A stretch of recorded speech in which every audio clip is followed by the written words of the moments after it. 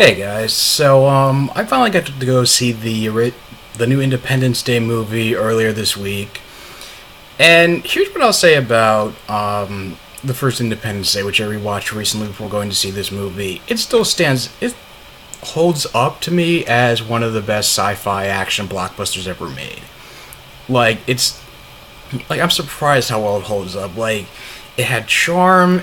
It did not take itself seriously. It had Will Smith's charisma, the charm of the original cast, and there was a sense of tension from beginning to end with the whole countdown of the alien saucers hovering over the different major cities, and Jeff Goldblum figuring out there was a countdown to blowing up those cities, and that sense of urgency continued, knowing that okay, now people were reacting to it, that first attack, and just trying to figure out how to, defend themselves, prep themselves for the next attack. What are they going to do? And that's something what really stands out to me is what makes the first movie the quintessential blockbuster.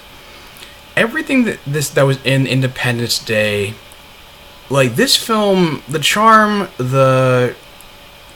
lightheartedness, charisma, it has none of that in this movie. It's one of the blandest, laziest attempts at filmmaking I've ever seen. Not as I don't know if I want to say I don't know if I'm ready to say it's as lazy filmmaking as Fan Four Stick, which I saw last year, but it has no heart. It's completely soulless. It was just Roland Emmerich just totally phoned it in. It's probably his worst film since the Godzilla remake he made back in '98. Maybe even, I think it's actually worse because, it's just everything was so phoned in. It bludgeoned you with bad dialogue.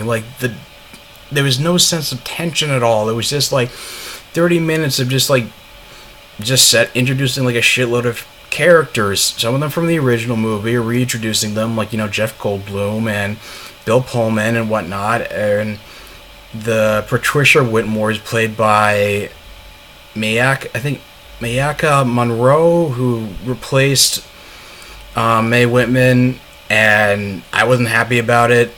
I think she just wanted to cast somebody who looked like a Sports Illustrated supermodel, and maybe she got the script and just threw it in the trash. Maybe Mae Whitman just got the script and just threw it out in the trash and just passed on it. And I can see why Will Smith didn't want to do this because he's already done After Earth and probably didn't want another bad sci-fi blockbuster on his resume.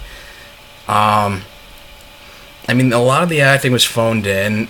Bill Pullman, if it was kind of trying. Brett Spiner, who played Dr. Oken, who was the Area 51 doctor with the long hair. Everybody thought he was killed after he was taken control of by the alien that was held captive, and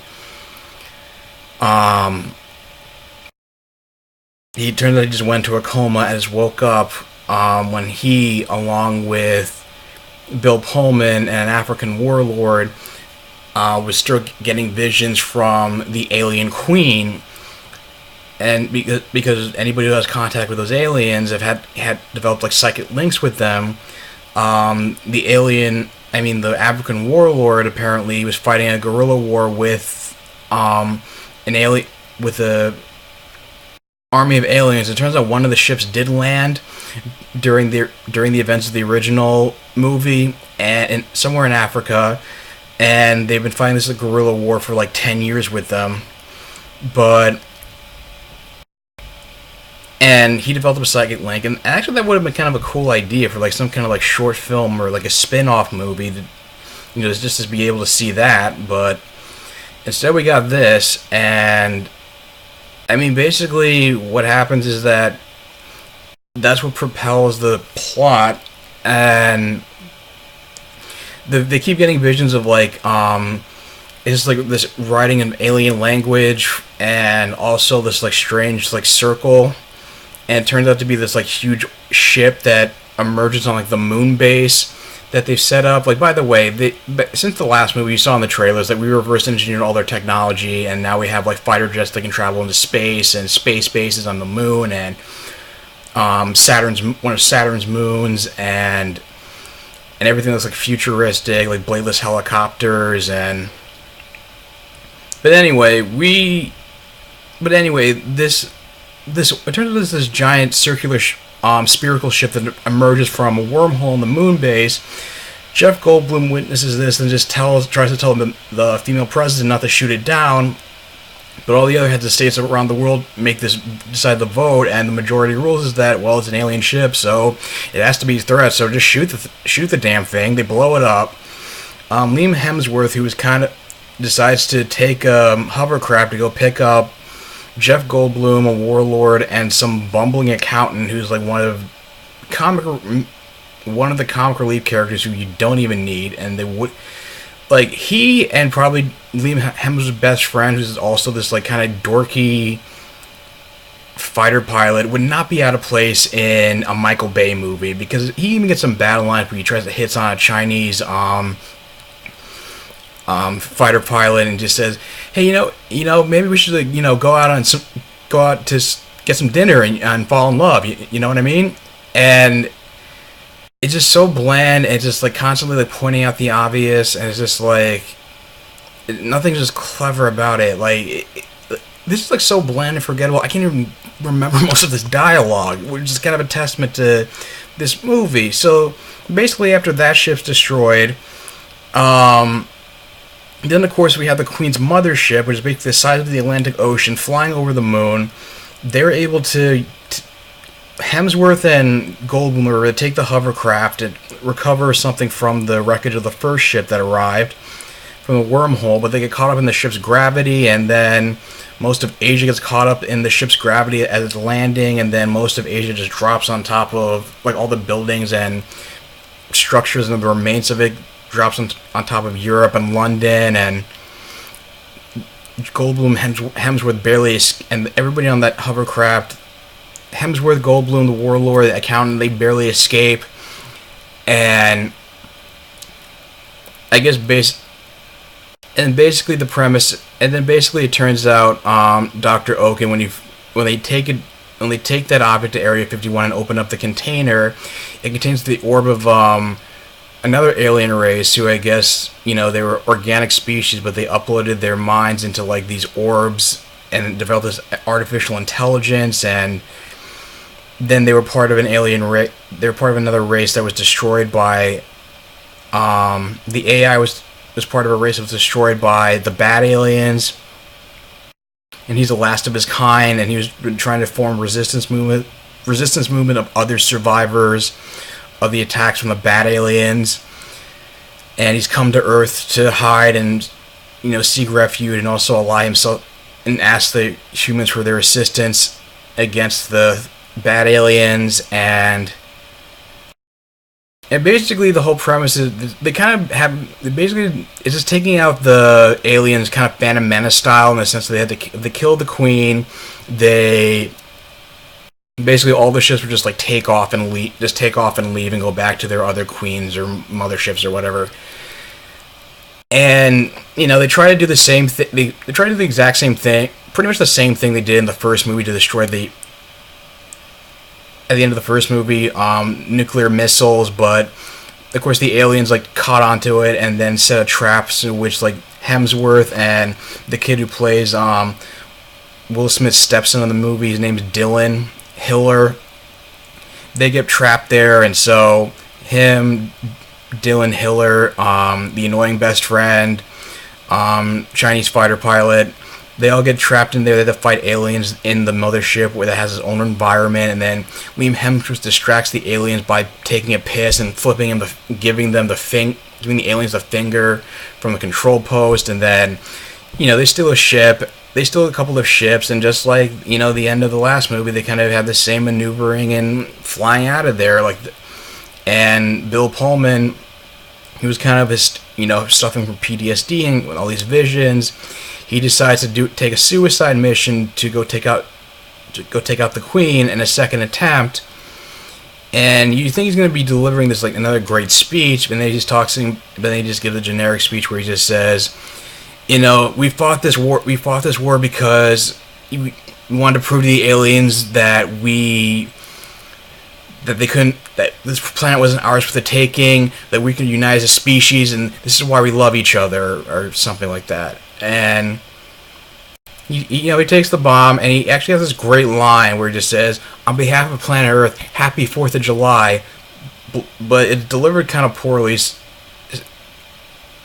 it doesn't really, it's not really that memorable. So it blows up, and then of course the Queen emerges from the ship and just apparently has her own energy shield. She's like the size of a kaiju and has her own fucking laser cannon for some reason. And they said there's no way to penetrate the shields. And then apparently Patricia Whitmore, who also became a fighter pilot, just kept shooting at the energy shield and then just went down for some reason. You know, for sake of the plot.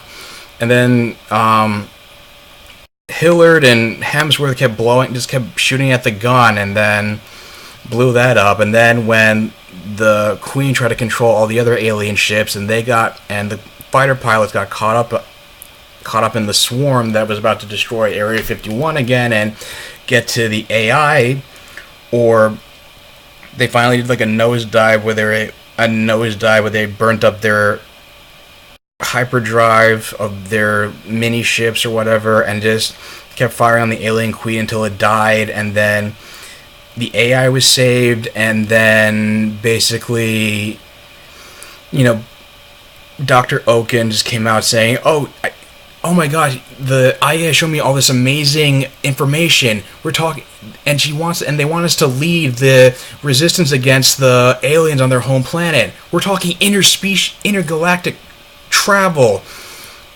And somebody else goes, they want us to take the fight to them.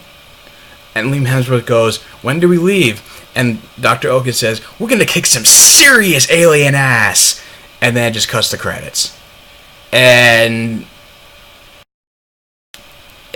this has like some really stupid lines, like they also have like the accountant who's like, you know, trying to kill aliens and helping the African warlord and with different laser cannons and defending Area 51, and he just was been bumbling, you know, just kind of fumbling around the whole time, and then he gets this on, and then the African warlord just gives him this line saying, "You have the heart of a warrior." It just felt completely unearned. It just kind of just awkwardly it was just kind of an awkward thing to say, because it's like it just, there was no like segue into it. The guy was a total coward.